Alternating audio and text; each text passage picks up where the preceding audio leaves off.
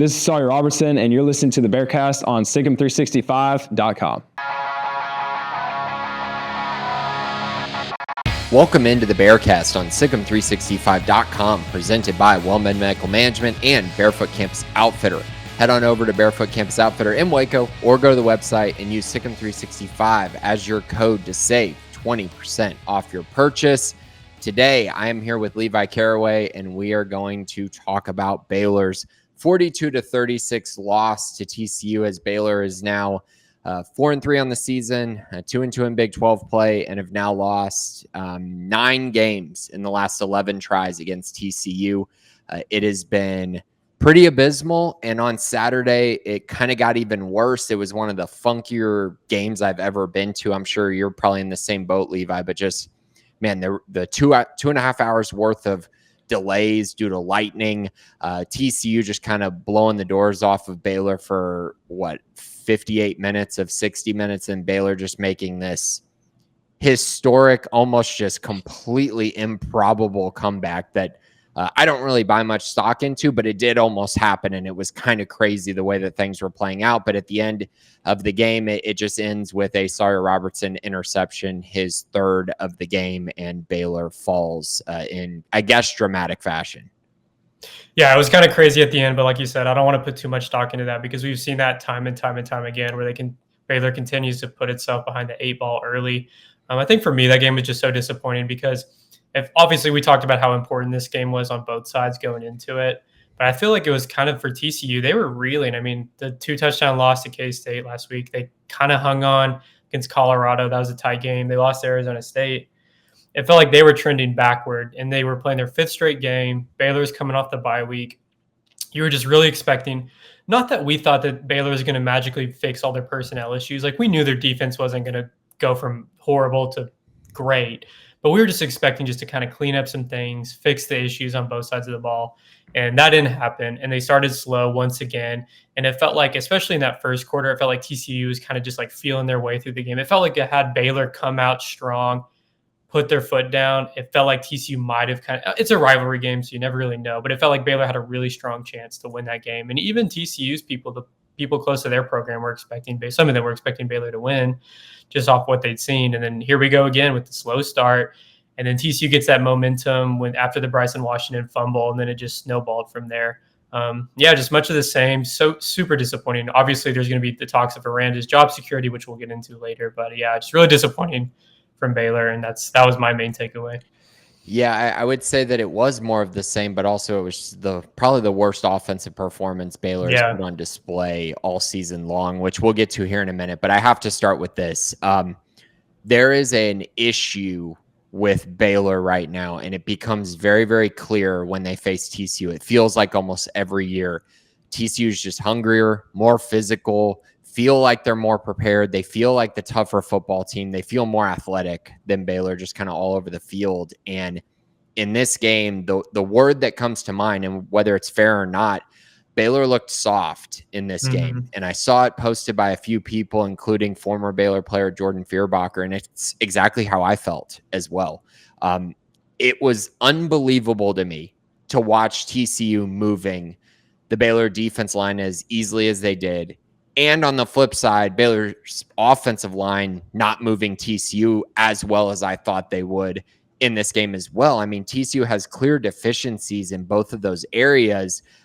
I know that they got Kavorian Barnes back recently, and he clearly is a difference maker for them. He's their hammer. He's their Bryson Washington, their guy that they're leaning on, but he still should not be, getting tackled 1 yard past the line of scrimmage and ending up with a 5-yard gain every single time. I mean, it just so underwhelming by the defense here in a moment that felt like, okay, they should be able to really shut down TCU's run game. They should be able to do that to force things to be tough for Josh Hoover. And it seems like they came out with that strategy. The problem was things weren't really tough for Josh Hoover and things weren't tough for the run game. And so Baylor didn't really do anything in my eyes that really shut down TCU. Maybe a couple drives here and there. I felt like Baylor started strong, which was nice on the defensive side. Unfortunately, the offense couldn't capitalize on that strong start, but I just felt like coming into this game, I wanted to see a team that was more hungry, more physical, more kind of ready for this moment, especially facing a TCU team that's played 5 straight games and Baylor's coming off a bye week. And it really just felt like Baylor didn't really do much at all during the bye week because they didn't get better at anything. And honestly, in some areas, maybe regressed a little bit, specifically on offense. Real quick, Sawyer Robertson has something to remind you about.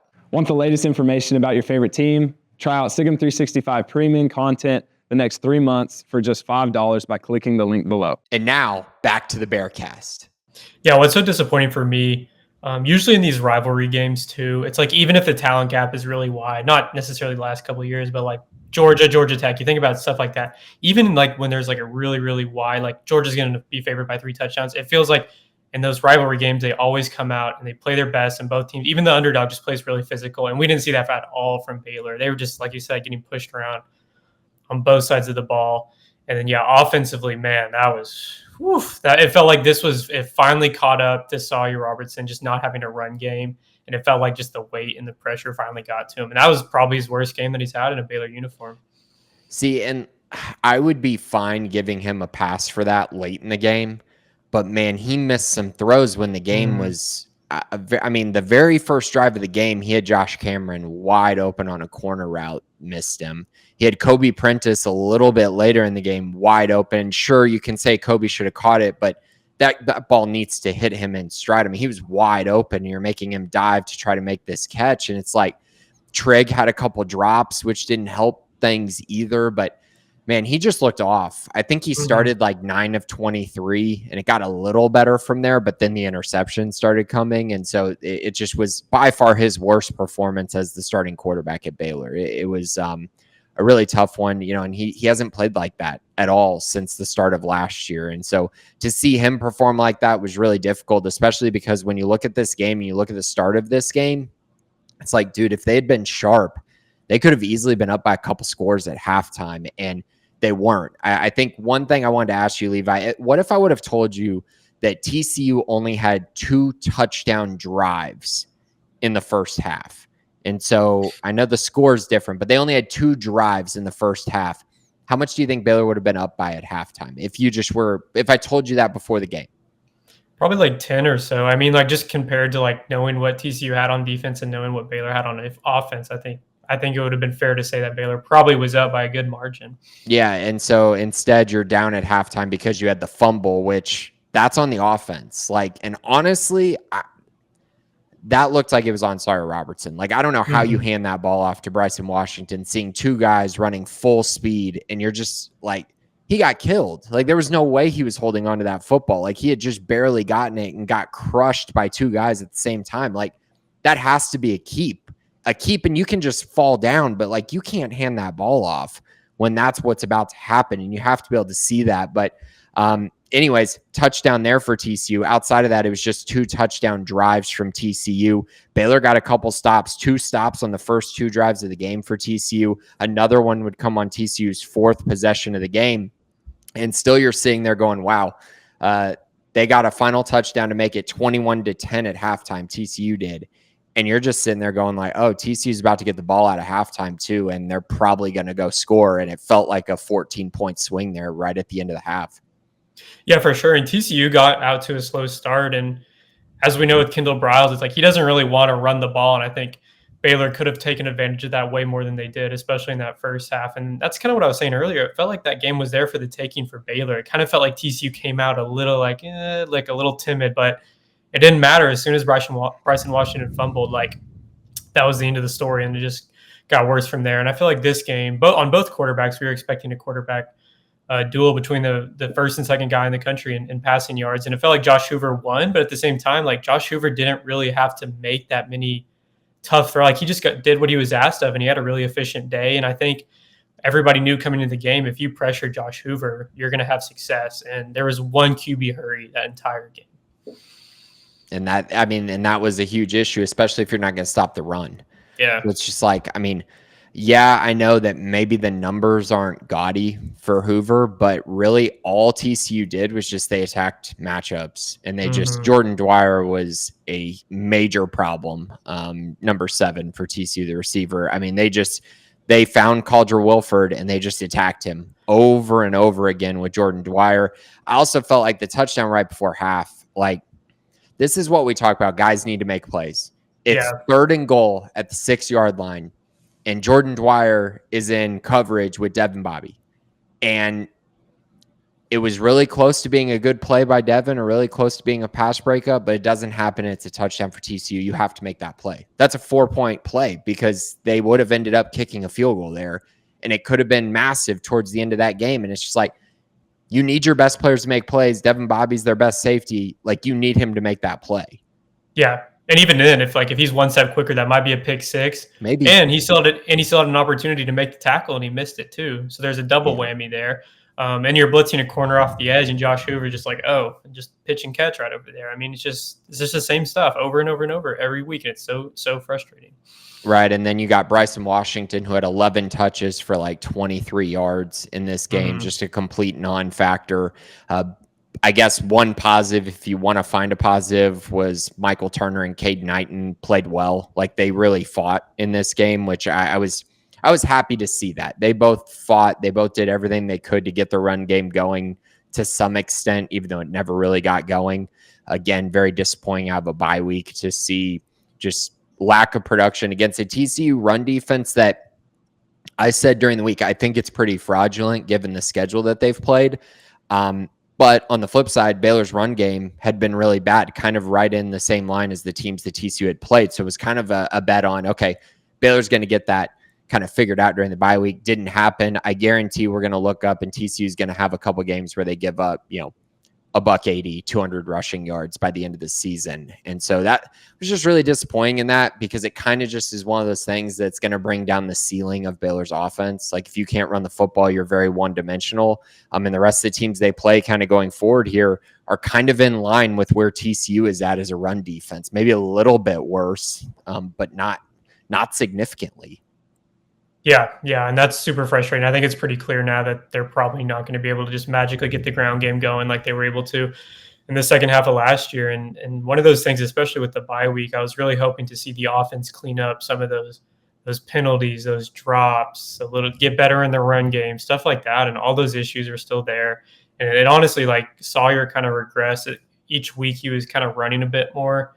This past week, barely ran. There was a couple opportunities, as you mentioned, on the fumble. There was a 3rd and 10 where he had nobody on the left side of the field, and he went right into a sack. And then on that 4th down in the first half, he could have made a better throw, but he kind of trailed off, trying not to get hit instead of stepping into a throw. And then on the 4th and 1, where the obvious QB run where he fakes it and they try to run up the middle. I mean, everybody knows that's coming. And so he's not running when he could or when he should. And then in those opportunities where it's a design run, everybody knows it's coming because he's not challenging anybody with his legs. Yeah, dude, in fairness, I felt like that was actually a pretty good call, because he literally had just been a statue. And I mean, TCU just was prepared. I mean, again, they were prepared for it. And that's a credit to TCU and Sonny Dykes. And I think one thing that was probably underappreciated was the fact that TCU was coming off of a loss in which, they kind of gave up that game in some ways. Now, they did get physically beaten, but they did have just some crazy turnovers that led to touchdowns for Kansas State. And so this was actually kind of their get right spot. And that's what it ended up being. They just looked very focused and locked in. Baylor looked like a team that just, again, hadn't really gone through the adversity, because they just survived a win against Kansas State that was super improbable, went into the bye week. I just don't know what the problem for me is, what was supposed to be achieved. I saw some changes on defense. I saw some things that they tried to change, get better at. Offensively, the only thing that can really change is, are you going to become a more physical, better blocking football team? And that didn't happen. And I know we're getting a lot of questions, why was Baylor running the ball up the middle against TCU? Why aren't they trying to run off tackle more? Why aren't they trying more pitches or trying something to differ some things? I do think with TCU, that's where they're most exploitable, is up the middle. I think they're a little bit too athletic on the edges. And I also think that Baylor's tackles have not been that great in the run game as well. I do think this upcoming week against Cincinnati, they're a little bit better up the middle and not as good on the edges. I do think there could be some opportunities for maybe a few changes in the run game, but it's important to remember this is Spav's offense. Like, this is how they run the football. This is kind of what they do. They add some wrinkles here and there, but they want to run up the middle with this inside zone scheme. And just so far, they're not moving bodies. Defensively, they tried a 3 safety look, gave TCU some problems at times, but at the end of the day, it wasn't a solution. It was just kind of a patch that survived them a couple drives and gave their offense a chance to push out to a lead that just didn't quite happen. Yeah, so it's tough to expect. I mean, I know for me personally, it's tough to expect anything revolutionary happening over these last 5 games. So with that being said, kind of the $1 million question is, where do you stand with Dave Aranda in terms of his job and just what you're expecting the rest of the way? You know, I think that I've been thinking this a lot, and I don't want to be the one to say this because it comes across as sunshine pumping, right? But it would be very much 2025 Baylor football for them to lose to TCU, completely lose the fan base, everyone is out, and then they turn around and beat a ranked Cincinnati team in Cincinnati on TNT or whatever station they're. I don't even know what station they're on this week. ESPN2, maybe. It's you or two, yeah. Yeah, and I'm just like, and a lot of people won't care, even though we all kind of know that if they went 1-1 during this stretch, that was a good outcome for them to go 1-1. Now, that's saying a lot because according to Dave Aranda, which this was kind of I don't know what to think of this. He said that Cincinnati is by far the best team that they will face all year. And that's pretty alarming for me if he really believes that, because if this is the best team they've played all year, then it could be really ugly for Baylor. If that is the case, I don't believe that to necessarily be the case. And so I'm just very curious about how that goes in the long run, though. Just kind of, okay, like, let's talk, what if this season doesn't, turn around at all? I don't think a Cincinnati win necessarily means the season is turned around or salvaged. Like, you still have to beat some pretty good teams that are kind of having some sort of program momentum. Like UCF looks like they're having fun playing for their new coach. Houston with Willie Fritz, they just keep playing, kind of easier game after easier game, and they just keep on winning those games. They're gaining confidence. Like that's hard to overcome. Utah obviously lost to BYU, but they're clearly a good team. Like they are good. They're exploitable, but they're a good football team. And then at Arizona, which again, Arizona's they've been fighting every week. Like, they've been in close games every single week, and that one's on the road. So even if they were to beat Cincinnati, there's a lot more to this season. I think right now, the biggest issue is there's not a lot of momentum right now for the program on the field. And that is the hardest part. There's not improvement. And the one area that I just have the toughest time getting past is just the lack of development. I mean, I'm looking around and I'm like, man, this should be like Jackie Marshall in his prime, and Keaton Thomas in his prime, and Cooper Land's in his prime, and Devin Bott. Like, there's a lot of older guys on this team that should be playing their best football. They're just not. Like, they're not. There's not a lot of impactful plays being made on the defensive side. And then the offensive side, really the thing that it comes down to is just the offensive line is just not what they were last year, or they've been solved, or there wasn't development in the offseason for that group to take that next step. And all of that is very frustrating because you're talking about older guys. But I think it's just another one of those reasons why you can't really just be satisfied with keeping your roster together. And I think that is something that you're seeing more and more of. And you saw it with Texas Tech. Like, they had a bunch of guys returning.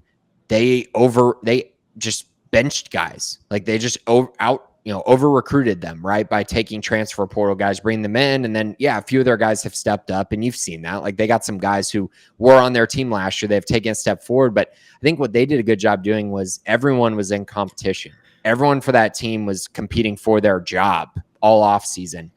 I don't know that you got that with Baylor this offseason for a variety of reasons, whether it was injuries or whether it was, misses out of the transfer portal. But I don't feel like there was a bunch of competition for guys who are maybe good last year, but maybe not great.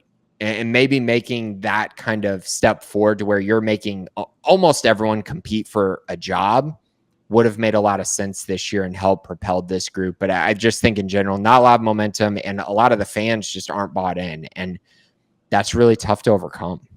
Yeah. And I think for me, I know Colt said this a lot on the premium side. It's like, yeah, when you look at these past seasons, like the NIL, the roster, blah, blah, blah. But like this year, it's like he had everything in place in terms of elite quarterback, just a boatload of skill position talent, veterans in both trenches. And I know there's been injuries, but he said this is the best linebacker group he's ever had. So if he can't do it with this roster, when is he ever going to do it? And like I think we've spent the last 3 years now wondering if he's truly the guy. And if you're constantly asking yourself, like he's probably not the guy, and just assuming there's a miraculous 4-1 stretch the rest of the way or whatever, I still don't think even that will win the fan base back. And like I think that it's repairable at this point between the fan base and Aranda. And I think that's just a really tough pill to swallow for some people, but I think it's the truth, unfortunately. I can see that. I do. We've talked a little bit about this. I mean, if they go 4-1, like let me just be honest. If they go 8-4, if they go 7-5, I think there's still a decent chance that he's still the head coach. I really do. I agree with you. Yeah, and that's why I'm not sitting here like I'm not calling for anyone's job. I'm not doing that yet. If things progress like they might, then we can have that conversation. But right now, they still have goals in front of them. I mean, I think we all forget because all offseason this was talked about as a team that was going to compete for the Big 12. This was a team that had all these guys coming back. There was a lot of excitement from the players, the coaches, everything along those lines. But we got to remember, like Vegas had this team as a 7.5 as their over-under win total. Like the expectations outside were not that big for this team. And so if they go 8-4 and they hit the over on the Vegas odds, it's like, well, you kind of did what you were supposed to do. I mean, Vegas was probably wrong on a few of the teams on their schedule, but like in general, I just think that, Baylor still has stuff to play for, and there's still a path towards things being repaired or whatnot. I think at the end of the day, if they go 8-4, 7-5, if Dave Aranda is back, the only way you win the fan base back is by winning games. And so if they come out next year and win a bunch of games, eventually the fan base is going to have to turn around and be like, well, they're winning. And so it's hard to not be back on the fan bus. But I also think that you're right. I mean, there's a long way to go here. I mean, you look at kind of the reactions on Twitter, the reactions from former players, the reactions from the people on our message board. I mean, there are a lot of people who this weekend, pushed them to being out, like completely out. And I think that is really tough. You really do need a fan base. Like you need your fan base to be supporting you because as you go forward, even if you are the head coach going into next year, the same exact conversation is going to happen again if you start losing games. And it's like, man, 3 years now in a row where it's like, is he going to get fired? Is he going to get fired? Is he going to get fired? Like it's the same conversation. It's the same people arguing back and forth as to why he should, why he shouldn't. But this year, I think it's a tough one because I do think a lot of people thought this team was going to be really good. And I think a lot of people thought that this was going to be the most talented team he's had since 2021. And unfortunately, this team has the feel of the 2022 team, which was a team that came into the year with a lot of expectations. And by the end of the season, you're seeing they're going, man, what just happened? Like, why did they fail to meet these expectations? And so that's where things are at. And it's kind of crazy too, because if Baylor beats Cincinnati and beats UCF, they'll literally be sitting there in November with the exact same record as that 2022 team, with a chance with us to sit here and say everything's still in front of them, even though, it's not very likely. I do think there are a lot of parallels between those two teams. And it makes you wonder, man, where is this complacency coming from? Where is this like, wow, you had a good stretch of playing good football. Why can't it be built on? Why can't it grow from there and not just kind of feel like a flash in the pan? Yeah, and why can't it ever be easy? That's kind of what I go back to. Let's just like ignore the level of talent they've had over the last couple of years, dating back to like the 2022 season. They've been plagued by slow starts and self-inflicted wounds like the whole time. It's just the same thing over and over again. And credit to Dave Aranda for like his team not giving up on him. But like at the same time, like you don't have to put yourself in that position week after week after week where you have to overcome these big deficits in the fourth quarter. And I don't want to like pick and choose this year because there's been so many close games, but you're two really bad play calls away from Matt Wells from that K-State game being a loss. The SMU game was really close to being a loss if they made a field goal or whatever, and that's not what happened. But my point being, like, you're just really, really close to just all these losses and going, what would the record be now? Like 2-5. But it's just the same thing over and over again. And the press conferences are the same thing week in and week out. Like, we got to start better. I'm disappointed with the effort. I'm disappointed with the start, but I'm proud of like the fight, the care factor in the end. And I think everybody's just sick and tired of it. So that's where things are, for better or for worse. Yeah, everything's in front of them, but it's hard for me to see things really being turned around this year. What would you say if they beat Cincinnati this weekend? What would your but seriously, I know. Say that makes up for, like, it doesn't make up for losing to TCU because no one wants to lose to TCU. And I understand that game being more important, but they are facing a ranked team on Saturday. Baylor's been in a bunch of close games, and you can say this is a bad team. Sure, all you want. SMU is what, 5-2 now? SMU looks like good. They might win their conference. Like, they're at least battling for it. I think they face Miami either this week or they got Wake Forest this week, which probably going to win. And then they play, I think, Miami. So, like, that's a good team that Baylor beat. Mm-hmm. Also, the Arizona State game, if Baylor's offense had just not, like, just tripped all over themselves that entire night, look at Arizona State right now. They just beat Tech. And I know the game was close by the end, but, like, they dominated that game for literally until the final, 8 minutes of the game. Like, that's a really good team that Baylor competed with. I just think we're getting maybe a little ahead of ourselves on the whole. Cincinnati is just a juggernaut and Baylor stinks, and this is just going to be a blowout. And it's like, dude, Baylor's offense can score on anybody. Like, if Cincinnati doesn't come out ready to go after playing these two, they've played Oklahoma State and UCF the past 2 weeks, I think.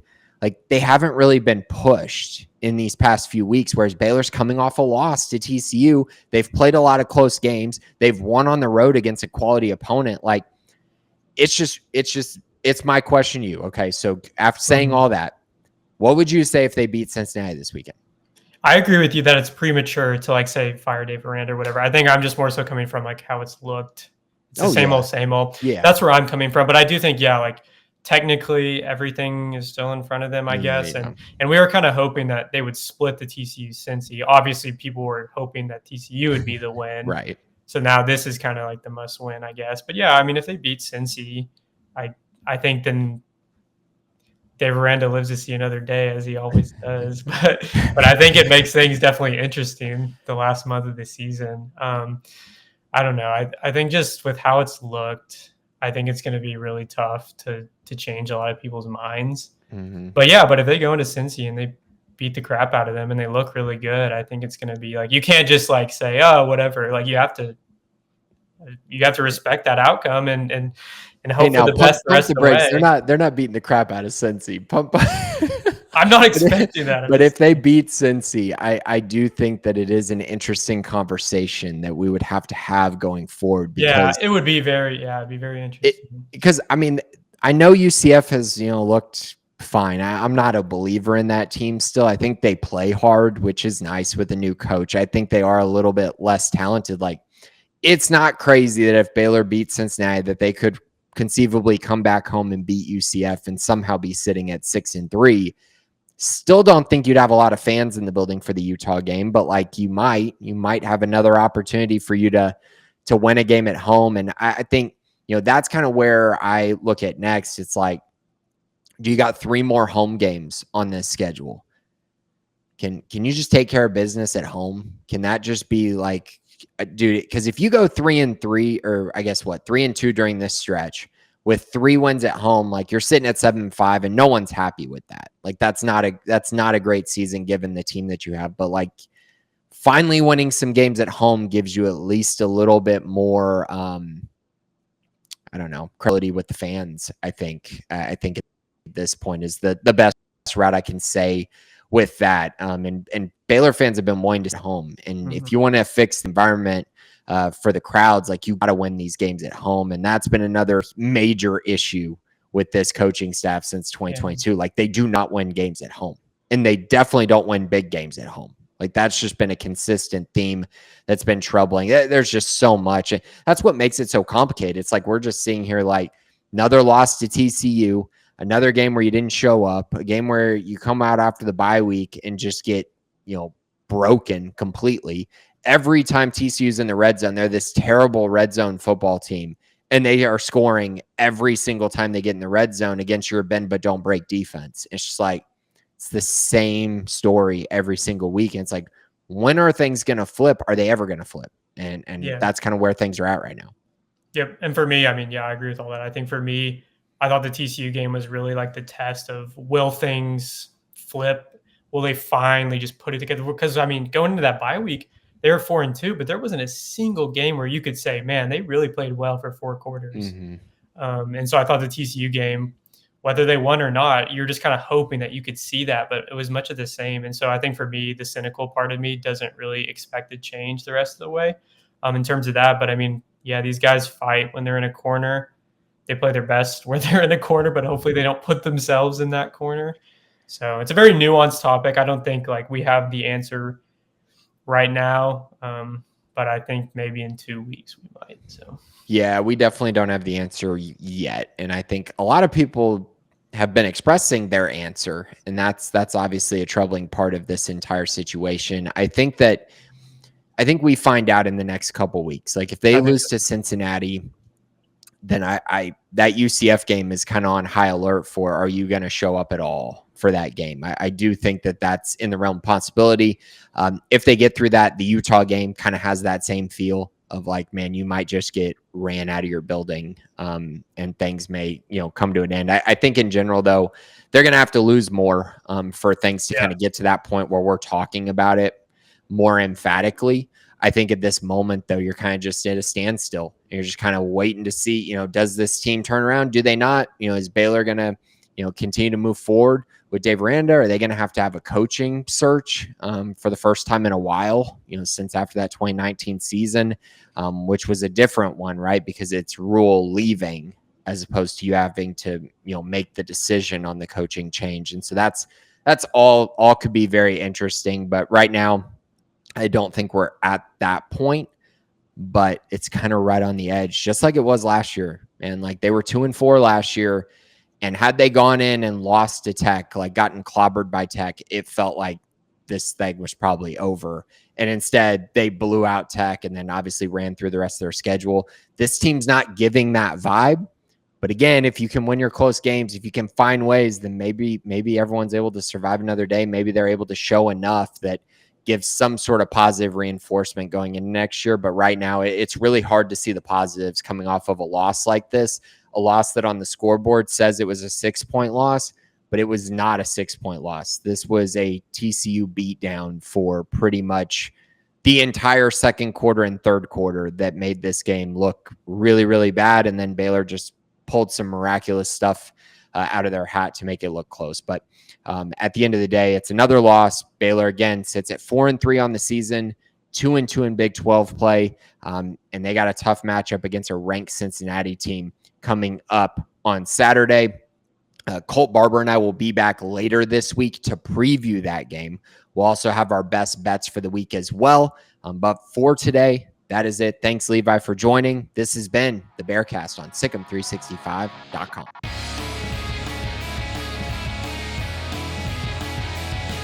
Join Sikkim 365 Premium on a $1 for 1 month trial to read our experts' notes and insights. Know about high school commits, off-season transfers, coaching staff changes, and so much more before the rest. Also, download the Sikkim 365 app on your iPhone today to get instant notifications of breaking news, read up on the latest inside info, easily interact with other Baylor fans on our forums, and get alerts for anything published by your favorite staff members.